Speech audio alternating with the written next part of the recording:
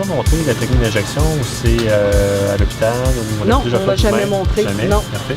C'est assez simple, normalement, on le fait. Martin Bocage offre un nouveau service à sa pharmacie.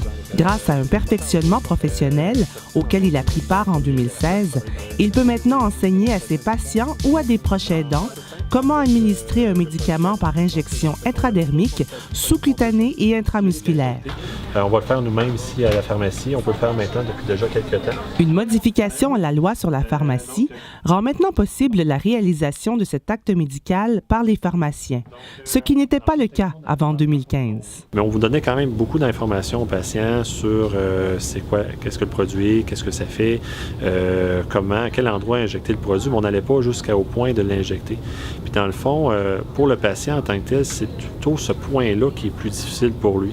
Une fois qu'on l'accompagne là-dedans, puis qu'on lui montre comment faire, rendu là, une fois que cette démarche-là est faite, le patient peut faire très bien l'injection lui-même à la maison. Tout est là-dedans.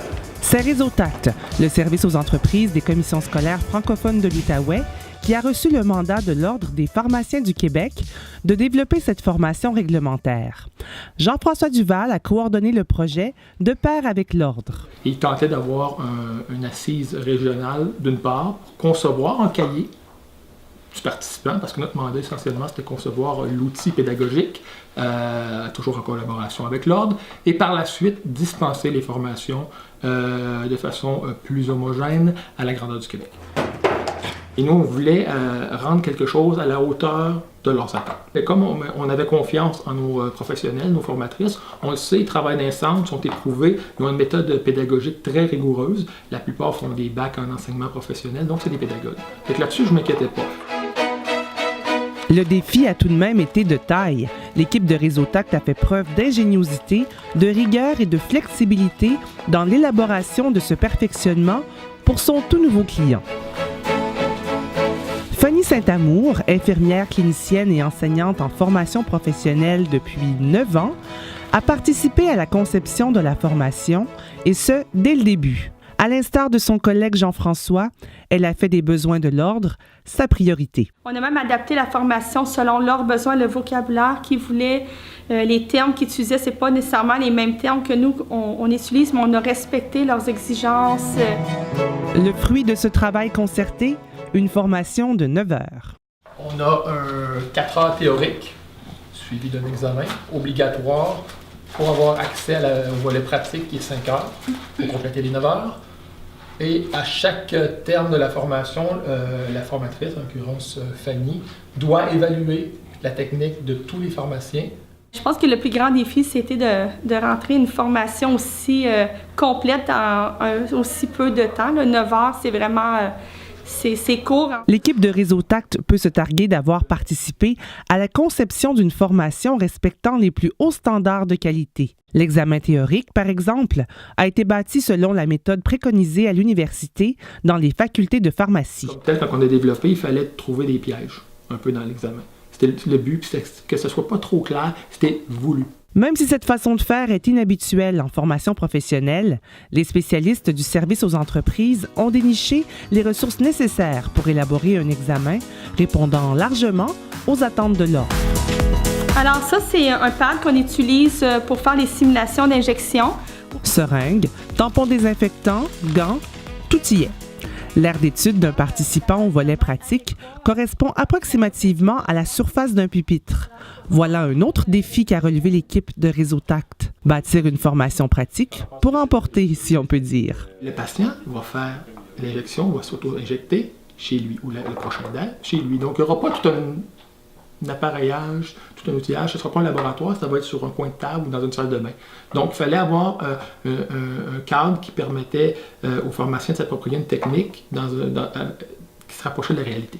Alors ça, c'est le cadeau qu'on va remettre à chaque participant. Donc, c'est l'équipement qu'il aura besoin pour pratiquer à la maison. Ça comprend tout le matériel qu'on utilise aussi durant la formation. Évidemment, la qualité du produit de formation se reflète aussi dans la présentation des outils proposés aux participants. C'est pourquoi le Centre d'élaboration des moyens d'enseignement du Québec, ou CEMEC, un expert en création de contenu d'apprentissage, a été sollicité pour réaliser le cahier du participant. Il va sans dire que toutes les étapes de conception ont été mûrement réfléchies, mises à l'épreuve, puis adoptées. En juin 2016, la première formation a finalement été offerte à un petit groupe de pharmaciens. Je faisais les 100 pas dans le corridor en avant, là, parce qu'au terme de la formation, au terme des 9 heures, je voulais m'assurer, j'accostais chacun des pharmaciens, puis comment tu as trouvé ça? Tout était là. Vraiment, il n'y a pas tous les produits nécessaires pour faire l'injection, la pratique. Là. Les gens peuvent palper, toucher, fait qu'ils sortent d'ici vraiment en sécurité, puis ils n'ont pas peur d'aller refaire ça dans leur pharmacie. Cette nouvelle pratique est sans contredit un changement important dans les habitudes des pharmaciens. Les formatrices ont su enseigner à leurs participants à s'adapter à l'acte médical d'injection. Autant, dans le fond, que les patients ont un petit peu réfractaires à s'injecter, autant nous, comme professionnels, comme c'est la première fois, on est un peu craintifs. Mais c'est juste d'en faire quelques-uns, puis après ça, ça va quand même assez bien de l'avant. Ça devient comme une routine traditionnelle, comme donner un conseil aux patients. Mission accomplie en Outaouais. Mais l'aventure n'était pas terminée. Au niveau du déploiement, c'était un peu le nerf de la guerre parce que c'est beau l'Outaouais, mais il fallait le donner dans toutes les régions du Québec. C'est à ce moment que Formation Québec en réseau, le consortium des services aux entreprises des commissions scolaires du Québec, a été mis à contribution. En fait, pour déployer un projet de cette envergure à l'échelle nationale, on est la seule organisation capable de le faire. On est présent dans toutes les régions du Québec, très présent dans le domaine de la formation sur mesure en santé. Donc, on était le joueur idéal là, pour accomplir ce mandat-là. On a convenu qu'on allait désigner des porteurs de dossiers régionaux. Et comment on a décidé de ces porteurs de dossiers régionaux-là? Tous ceux qui avaient à la carte dans un centre FP la formation assistant technique en pharmacie.